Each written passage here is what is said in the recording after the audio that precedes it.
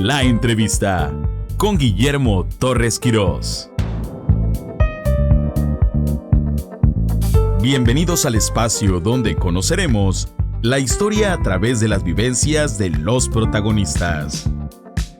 Un espacio abierto donde el diálogo y el intercambio de ideas nos llevan a estar en contacto con nuestro presente.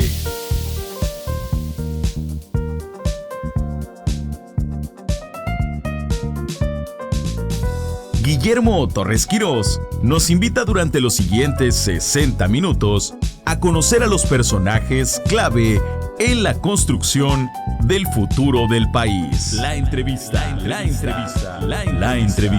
en Más Radio La Paz.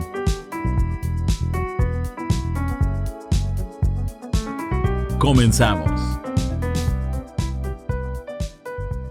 Muy buenas tardes, estamos nuevamente en una emisión más de la entrevista con Guillermo Torres Quirós, aquí en Más Radio La Paz en el 101.5 de FM. Saludos a todos nuestros amigos aquí en Baja California Sur y el resto del país y del mundo que pueden estar aquí conectados. En esta ocasión contamos con una gran invitada, una presencia en este caso una abogada de prestigio y que hay que decirlo también está compitiendo para ser ministra de la Suprema Corte de Justicia. Hoy aquí con nosotros Ingrid Tapia. Ingrid, bienvenida. Yo, Memo, ¿cómo estás? Buenos días. Bien, pues mira, a ver, pues ahora sí que cuéntanos un poquito, mi querida Ingrid, quién es Ingrid Tapia, por qué estudiaste Derecho, cómo fue tu infancia. Cuéntanos de esos inicios de tu vida. Mi infancia fue felicísima. Felicísima. Yo nací en un barrio bravo que se llama aquí en la Ciudad de México la Colonia del Valle. O sea, encarno la clase media. Soy de una familia de la quinta generación de abogados. Mis hijos son la sexta. Mi madre y mi padre son abogados. Mis abuelos abogados. Mi bisabuelo abogado, ¿no? Y fui la hija en medio de 3 hijos. El mayor falleció en un accidente automovilístico a los 39 años de edad, un abogado del ITAM muy brillante, mi hermano Pepín. Mi hermano Jorge estudió ingeniería industrial en la UP y es vicepresidente de una empresa en Estados Unidos desde hace 22 años. Entonces soy el único hijo vivo que tienen mis papás en el territorio. Tengo los mejores recuerdos. Mis papás son personas fantásticas. Hoy están incorporados a mi domicilio y me hago cargo de ellos, de mis papás y de mi tía Magda. O sea, tengo 3 chavalillos de más de 84 años de edad que me hacen la vida muy feliz y porque ellos decidieron que querían ser cuidados por mí, lo cual me constituye un motivo de mucho orgullo, un gran honor y lo hago con enorme entusiasmo y cariño. Y tuve una infancia felicísima, ¿sabes? Soy esa típica persona que su papá les decía y su mamá que eras muy inteligente y que eras muy bonita y que tú puedes y ándele, mijita, échele ganas y a poco no puede y así, ¿sabes? Y mi papá es muy amoroso, mi mamá era una mujer muy, muy estricta, aunque no se note, trabajaron mucho para darnos a los 3 hijos una educación de príncipes, de primera. En mi caso no se nota porque soy mal hablada, desparpajada y poco cuidadosa de las formas. Mis hermanos son mucho más refinados que yo porque agarraron menos calle que yo, ¿no? Pero un abuelo mío era industrial dulcero, otro abuelo mío era abogado. Mis abuelas eran pues las mujeres típicas que se dedicaban a su hogar. Una muy rara porque era modelo profesional, era modelo de Orange Crush, casinos, porque era refugiada y tenía un aspecto muy agradable. Y mi hermano Pepín, el que falleció, era mi otra mitad, mi alma gemela, mi compañero de vida. Mi familia es conservadora, ¿no? Es una persona conservadora. Eso es en relación con mi infancia y mi juventud fue muy bendita, muy afortunada. Hablo siempre desde el privilegio y lo asumo con honradez, porque sí tuve oportunidad de ir a la escuela, sí hubo comida en mi casa todos los días, sí mis papás nos llevaban al colegio. Decía yo que eran padres malignos coercitivos, porque eran de esos papás que te mandaban al colegio que fingieras que te dolía la panza, ¿no? Te iban por ti, te recogían, no te fueras a ir a otro lado, te revisaban los deberes, todo eso, muy bonito, muy bonito. Tu papá Pepe, ¿no? Mi papá se llama Pepe, Mi mamá se llama Eva.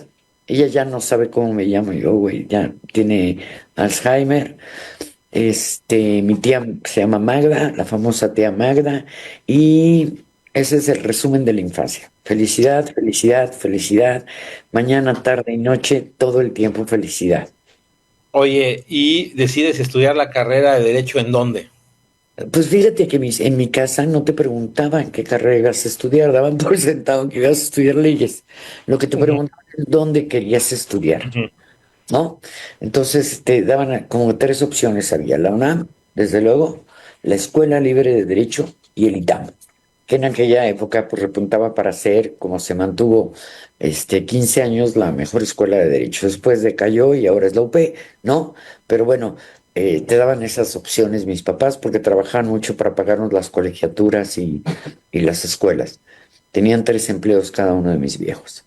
Y mi hermano y yo decidimos inscribirnos en el ITAM, pero ahí fue donde empezaron mis pesares porque yo decidí de forma muy equivocada casarme a los 19 años de edad. ¿Por qué? Por tonta, pues porque más, no, pues es una burra casarte a los 19 años. No, uno no está a esa edad, creo yo, hoy lo sé de cierto, que no estás preparado para asumir las obligaciones relacionadas con la formación de una familia propia. Estás tú mismo todavía en formación profesional, en crecimiento emocional, te faltan experiencias de vida para controlar los avatares que uno naturalmente tiene que enfrentar para sí mismo y para tus descendientes cuando eres padre de familia. No me casé embarazada, me casé solo por tonta, ¿no? Pero el problema es que me casé con la persona equivocada. Y ahí empezó un martirio para mí horrible porque en ese matrimonio yo fui víctima de todos los tipos de violencia. Como lo prueba la cicatriz que me cruza la frente, fui víctima de violencia física, sexual, emocional, económica, patrimonial y terminó ese infierno con violencia cometida sobre mis hijos, especialmente el mayor de ellos, que es portador de una condición neurodivergente y epiléptico que fue agredido brutalmente por su papá.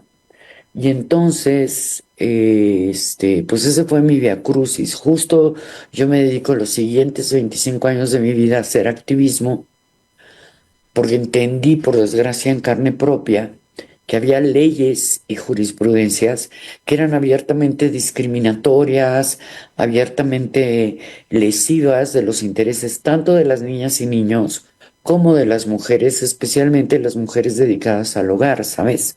Y Ujú. entonces me he empeñado con mucho esfuerzo desde mi posición de la iniciativa en impulsar un conjunto de reformas que hoy con otros amigos, porque tú sabes que la acción siempre es colectiva, ¿no? Sí. 59 reformas federales, 7 códigos civiles estatales, contigo y otros amigos, 21 constituciones locales, y decidí hacer mi mejor esfuerzo para desplazar del sistema jurídico estas normas abiertamente lesivas, violatorias de los derechos humanos y discriminatorias que aún todavía tenemos muchas dentro del sistema jurídico mexicano. De hecho, eso se conecta con otra de las preguntas que hacías. La única ilusión que me hace ser ministro de la Suprema Corte es justo hacerlo de forma mucho más veloz, expedita, la expulsión de estas jurisprudencias y normas que no ponen a los seres humanos en el centro de las preocupaciones. En mi vida, mi hoja de vida, 35 años, las personas han constituido el centro de mi preocupación y de mi ocupación. Y eso me distingue del resto de candidatos. No hay un solo candidato a ministro de la Suprema Corte, uno solo, que haya aportado más a la defensa de los derechos de las niñas, de los niños y de las madres de familia, que haya producido mayor número de modificaciones dentro del sistema legal mexicano.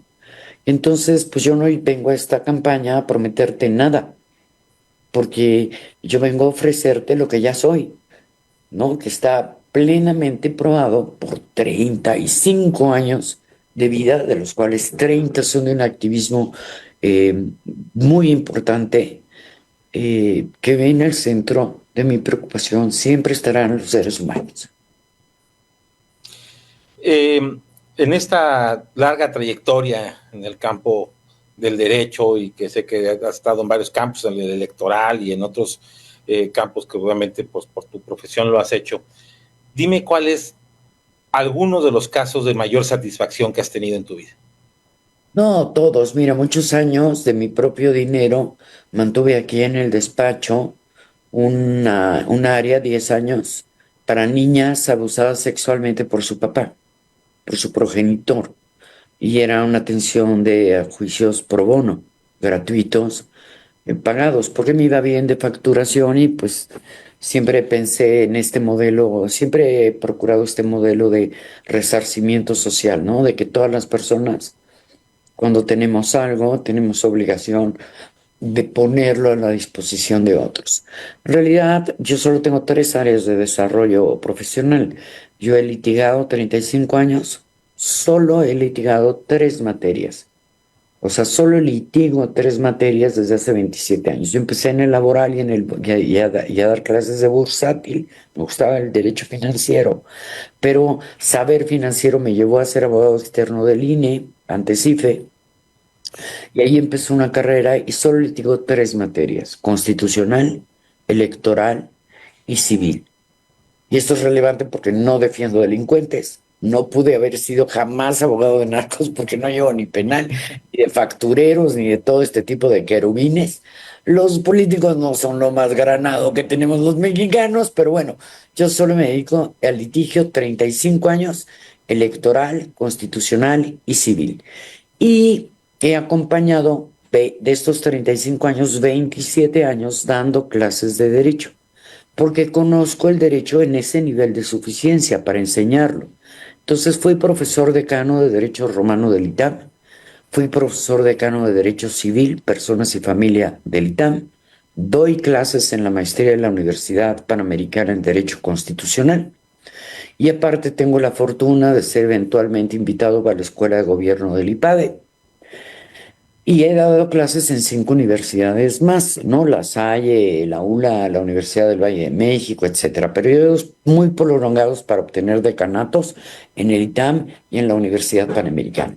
Y la tercera área es esta que te digo, de activismo, de redactora, de iniciativas de ley, de litigios estratégicos, para tratar de atemperar las diferencias en México entre grupos que están marcadamente privados de una serie de derechos, lo cual en este siglo y en esta patria y en esta vida es, creo yo, injustificado. Viene esta elección el próximo 1 de junio. Hay muchas dudas acerca de participar, no participar, que es una reforma que nadie pidió, que es muy compleja la votación. Bueno, hay muchos argumentos alrededor. ¿Por qué hay que ir a votar el 1 de junio?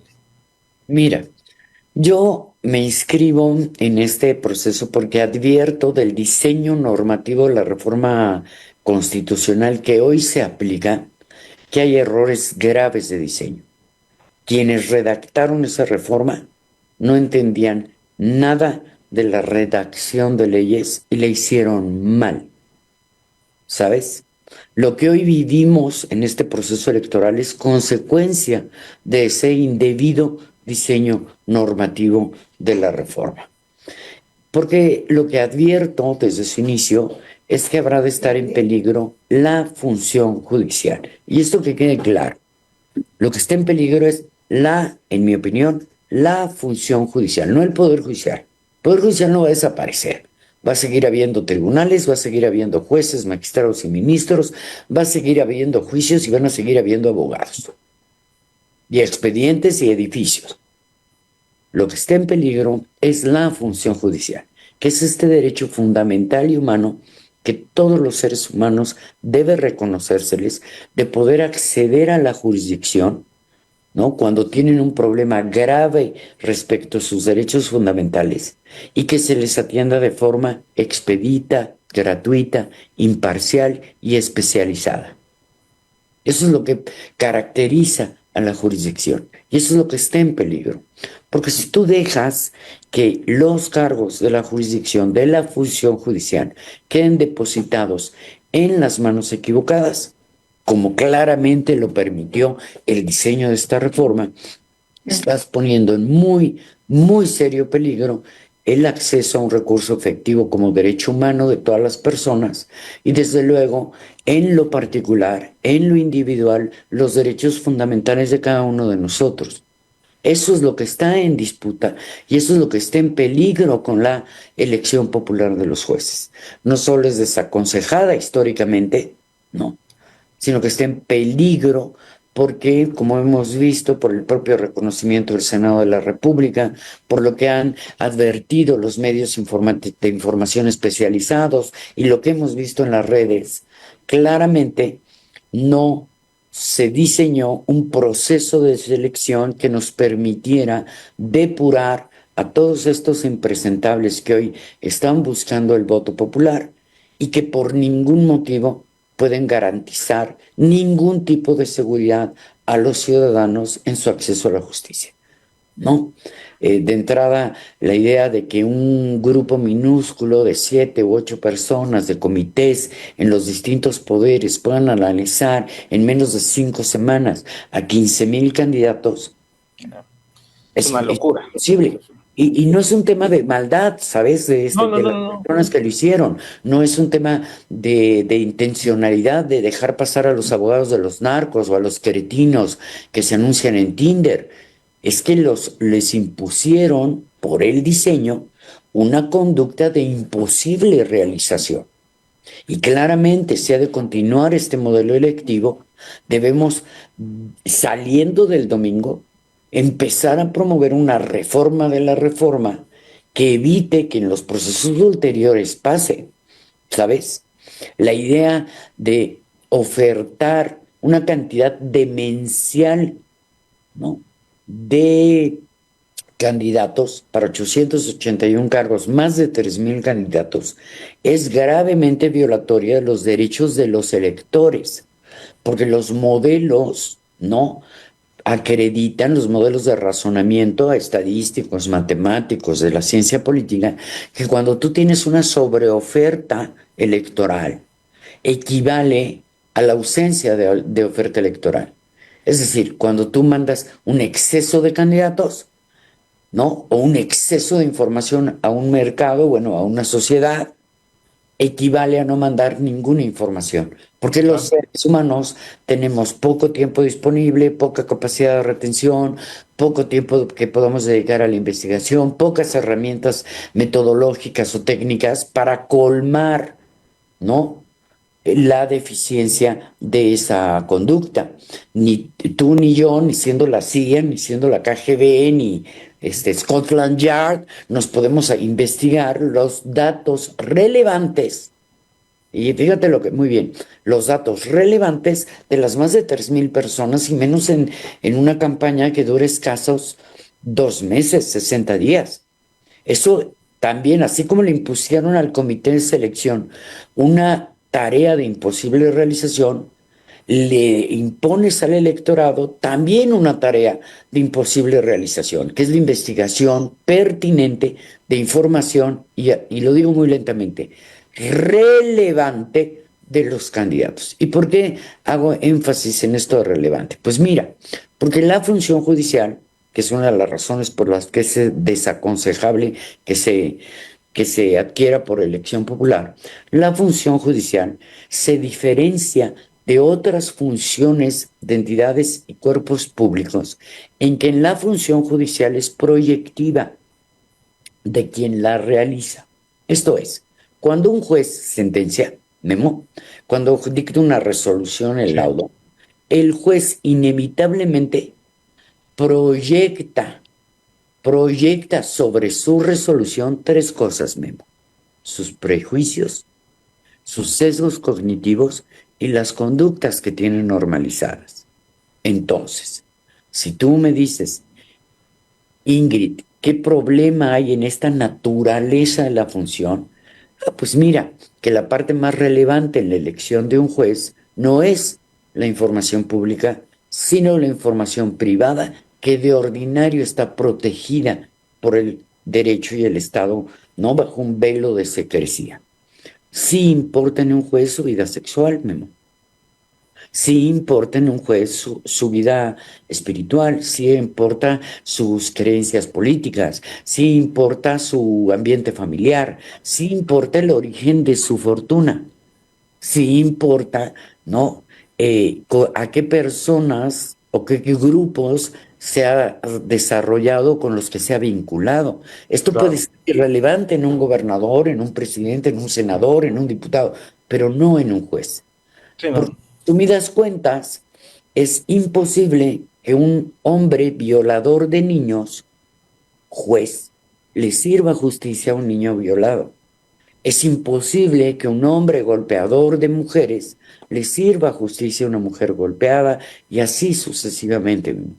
Entonces, esta falta de información crítica, que no ocurre en otros países donde sí se toman muy en serio la administración de justicia, es, en mi opinión, la violación sustancial más grave imbricada en esta reforma: privar al elector del derecho de obtener la información que requiere para informar su voto, que es esencial en la democracia deliberativa, esencial en la construcción de un Estado de Derecho, ¿no? Y es el mínimo a garantizar a un electorado en un proceso democrático.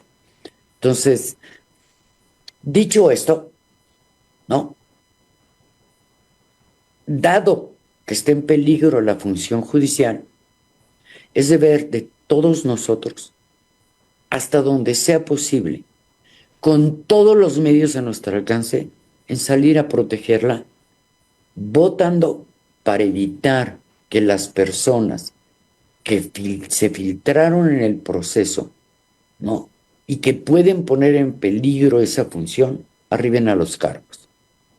Entonces, bajo esta lógica, Memo, es absurdo, es demencial, es imprudente promover el abstencionismo. Es una barbaridad, porque equivale a decir, más o menos, en palabras rancheras: yo te voy a dejar hacer, yo te voy a castigar, Estado o gobierno u organizador de la elección, dejándote hacer lo que se te dé la gana Claro. con mi derecho sin yo intervenir. Es una barbaridad. Todos los argumentos que he oído promotores del abstencionismo son impresentables, ¿no? Impresentables. No hay modo, porque mira, tú solo puedes participar en la modificación del estado de cosas de una entidad denominada Estado. Yo solo conozco dos vías, ¿no? Por la participación democrática y por la revolución. La segunda todavía no se me ocurre. Si me invitas a hacerla, pues vamos, ¿no? Si se pone muy perro el asunto, también voy, porque sí soy rijosa. Porque a mí sí me sobran los pantaloncitos. Pero la verdad es que no votar, dice un juez que lo he repetido muchas veces, que se llama Guido Calabresi, que es uno de los padres del análisis económico del derecho y de mis juristas consentidos y preferidos en el mundo mundial, diría, que no existe neutralidad en la abstención. Quien Es se una abstiene posición. Sí, claro. no es neutral. Quien se abstiene frente a un acto arbitrario presta colaboración directa al arbitrario, porque la abstención solo favorece al organizador del proceso, quien quiera que éste sea, ¿no? Y a las estructuras gubernamentales o grupos de interés que pueden incidir en su resultado. El que se abstiene no defiende la democracia. El que se abstiene no defiende la función judicial y, consecuentemente, no defiende a su prójimo. Porque cuando esté en peligro la administración de justicia, los efectos no se surten de forma homogénea, dicho de forma más sencilla o de un modo más sencillo. la injusticia, Memo, no nos afecta a todos por igual. La injusticia siempre va a afectar en mayor medida a quien menos tiene. De tal manera que si la función judicial peligra por haberse depositado en manos de cretinos, de delincuentes, de impresentables, quien va a resultar mayormente perjudicado son las personas en precariedad. No son los industriales, no son los acaudalados, no son los millonarios, que en todo caso no pueden contratar un árbitro en derecho, ¿no? Y exceptuarse de ocurrir a la jurisdicción de un juez tonto, inepto, corrupto e incompetente. Las personas humildes no. De entrada, las materias centrales de derechos de orden e interés público, el derecho de familia, las sucesiones, etcétera, ¿no? No son susceptibles de ser comprometidas en árbitros. De tal manera que la gente humilde, ¿no? La gente en precariedad, las personas afectadas por alguna discapacidad, nuestros adultos mayores, nuestros niños, nuestras madres de familia dedicadas al hogar, son quienes no van a tener otra que ocurrir a la jurisdicción pública, de tal suerte que serán los más perjudicados si esa jurisdicción cae en las manos equivocadas. Y ahora hay otra parte, ¿puedo seguir? Sí, sí, sí, sí, sí. Hay Sí, otra adelante. parte del cinismo. Y ahora que estoy en la candidatura a ministro, pues tengo que ser muy cuidadosa en las palabras y lo expreso más o menos así. Si esta elección da muestras de que los gobiernos se entrometen, como indiscutiblemente lo prueban los acordeones distribuidos por los gobernantes, ¿no? O sea, no creo que necesitan. Entonces, la posibilidad de que la ciudadanía logre expresar su diversidad y consolide la conformación de una corte independiente decrecerá en medida de que aumente la falta de votos. Lo que hace todavía más insensato promover El la, abstencionismo. el abstencionismo. Ahora bien, si quien alienta la abstención, le voy a decir lentísimo para que le sea una bofetada en la cara a todos los que lo oigan.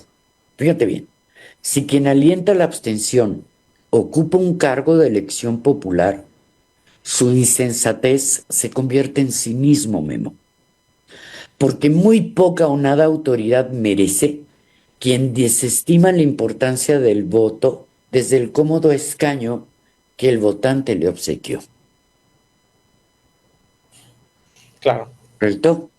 Sí, totalmente cierto. Y ni qué decir de que promueva la abstención quien fue mandatado constitucionalmente para promover la participación desde el máximo órgano electoral de la nación.